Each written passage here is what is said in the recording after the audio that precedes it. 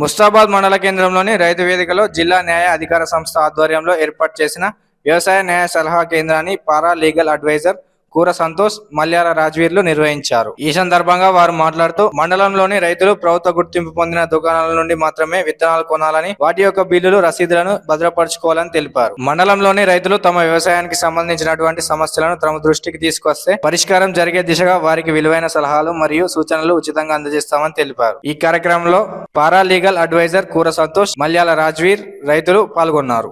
కాబట్టి మీ యొక్క సమస్యను మా దృష్టికి తీసుకొచ్చినట్లయితే ఆ సమస్యల పరిష్కారానికి కృషి చేస్తాము. ప్రతి న్యాయం కోసమే, కేవలం రైతు న్యాయ సేవా కేంద్రమే ఈ యొక్క బడుగు బలహీన పేద వర్గ రైతులకు ప్రభుత్వం సత్వర న్యాయం చేపట్టడం కోసమే రైతు న్యాయ సేవా కేంద్రాన్ని ఇక్కడ ముస్తాబాద్లో ఏర్పాటు చేయడం జరిగింది. ముస్తాబాద్ మండలంలో ఉన్నటువంటి రైతులందరికీ శుభాభినందనలు తెలియజేస్తూ, మేమిద్దరం కూడా ఈ అగ్రి లీగల్ ఎయిడ్ క్లినిక్ అనేది మన జిల్లా కోర్టు పరిధిలో ఉచిత న్యాయ సంస్థ ఆధ్వర్యంలో పనిచేయడం జరుగుతుంది. రైతులకు ఎలాంటి సమస్యలున్నా మా దృష్టికి తీసుకొచ్చినప్పుడు మేము వాళ్ళకు ఏ అయితే మార్గంలో పోతే సాల్యూషన్ అవుతుందో ఆ విషయాలు తెలియజేయడం కోసము మమ్మల్ని మేడం గారు నియమించడం జరిగింది, జడ్జి మేడం గారు.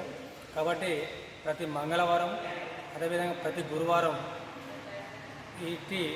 మన రైతు వేదిక వచ్చి మీకు ఎలాంటి సందేహాలున్నా తీర్చుకోవాల్సిందిగా విజ్ఞప్తి చేస్తూ ఉన్నాం.